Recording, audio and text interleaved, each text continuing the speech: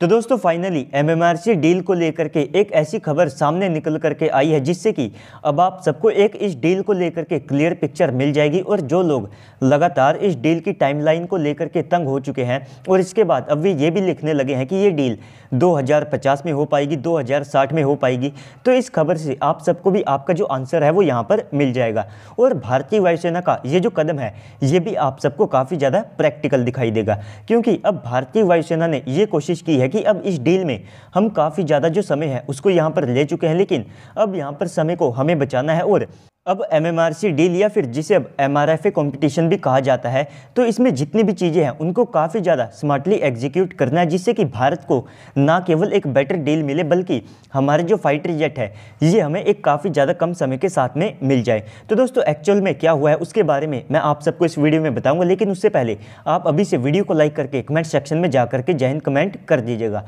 तो दोस्तों जैसा कि भारतीय वायुसेना के द्वारा 114 फाइटर जेट को परचेज करने के लिए इस डील को करके एक आरएफआई को जारी किया गया था, लेकिन इसके बाद में जब हमको स्वीडन की साइड से, यूएसए की साइड से, रशिया की साइड से और फ्रांस की साइड से इसको लेकर के प्रपोजल यानी कि प्रस्ताव मिले, तो अगर आप केवल उन प्रस्ताव को देखते हैं तो वो जो सारी इन्फॉर्मेशन है वो 6000 से लेकर के 7000 पेजेस के ऊपर छपी हुई थी।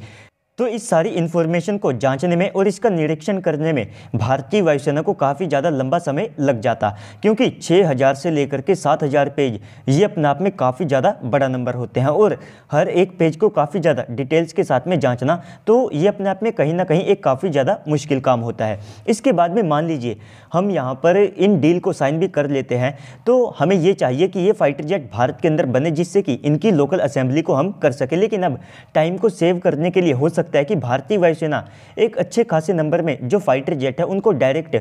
OEM कंपनी से इंपोर्ट किया जाएगा। मान लीजिए अगर भारत ने 114 फाइटर जेट खरीदे तो पिछली कुछ रिपोर्ट्स के अनुसार इनमें से 18 से लेकर के जो 20 फाइटर जेट हैं वे डायरेक्ट उसी कंट्री से इंपोर्ट किए जाएंगे और ये फाइटर जेट उन्हीं के देश में बने होंगे। लेकिन इसके बाद में अब यहाँ पर समय को बचाने के लिए हो सकता है कि ये जो 18 या फिर 20 फाइटर जेट का नंबर है ये और ज़्यादा यहाँ पर बढ़ सकता है और भारत में जो फाइटर जेट असेंबल होने थे उनकी संख्या थोड़ी सी कम हो सकती है। साथ ही साथ यहाँ पर भारतीय वायुसेना ने एक और बड़ा फैसला ये किया है कि इसमें अब हर कैटेगरी का जो फाइटर जेट है वो पार्टिसिपेट नहीं कर पाएगा, जिससे कि उनको ना तो जांचने की आवश्यकता होगी और जो फाइटर जेट पहले से ही अपने टेस्ट को यहाँ पर कर चुके हैं तो उनको दोबारा से टेस्ट में नहीं डाला जाएगा। यानी कि इस डील को करने में भारत को ओवरऑल जितना भी समय लग रहा था उसको भारतीय वायुसेना के द्वारा काफ़ी ज़्यादा कम कर दिया जाएगा और जितने भी टेक्निकल पैरामीटर्स भारतीय वायुसेना के पास में पहले से यहाँ पर अवेलेबल है तो उन्हीं के साथ में इस फाइटर जेट को कंसीडर किया जा सकता है। तो कुछ समय पहले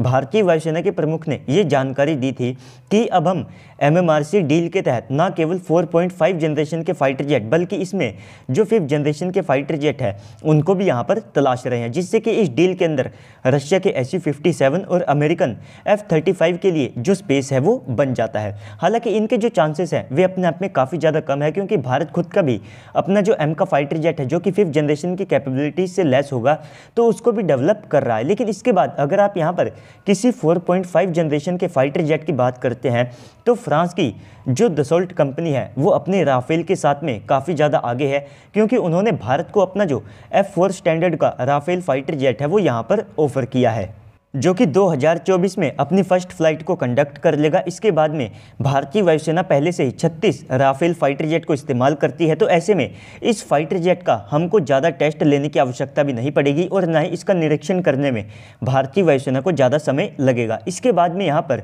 जैसा कि मैंने आप सबको पहले ही बताया कि इस साल का हमारा जो डिफेंस बजट है वो काफ़ी ज़्यादा टाइट रहने वाला है, क्योंकि सबसे पहले तो उसे लगभग 10 अरब डॉलर के आसपास बढ़ाया जा सकता है, जिसके बाद में वो लगभग 80 से लेकर के 81 बिलियन US डॉलर के आसपास पहुंच सकता है। और इसका सबसे बड़ा कारण यह है कि हमारी जो प्रोजेक्ट 75I के तहत सबमरीन है और साथ में एमएमआरसी जैसे जो प्रोजेक्ट है इनको हमें एग्जीक्यूट करने की आवश्यकता है। तो इस साल में आप सबको एमएमआरसी डील को लेकर के एक जो फाइनल और बड़ा फैसला है वो यहाँ पर देखने को मिल सकता है, क्योंकि जो चीज़ें हैं वे इसी वे में ये इंडिकेशंस दे रही है कि अब फाइनली भारतीय वायुसेना के द्वारा एक बड़ा डिसीजन लिया जाएगा। और साथ ही साथ फ्रांस अपने राफेल फाइटर जेट के साथ में इसीलिए भी काफ़ी ज़्यादा आगे है क्योंकि भारतीय नौसेना का जो टेंडर था तो वहाँ पर भी रिपोर्ट्स कुछ ऐसी है कि हमने इनका जो राफेल का M वेरिएंट है यानी कि मरीन वेरिएंट है उसको सिलेक्ट कर लिया है। और जब फ्रांस के प्रेसिडेंट आने वाले मार्च के महीने में भारत के अंदर आएंगे तो वहाँ पर इस डील के ऊपर फाइनल हस्ताक्षर भी कर दिए जाएंगे। तो दोस्तों इस सब के बाद अब आप सबको क्या लगता है कमेंट सेक्शन में बताइएगा। साथ ही साथ अगर आपको वीडियो अच्छी लगी है तो वीडियो को लाइक कर दीजिएगा। अगर आप चैनल के ऊपर पहली बार आए हैं तो प्लीज़ से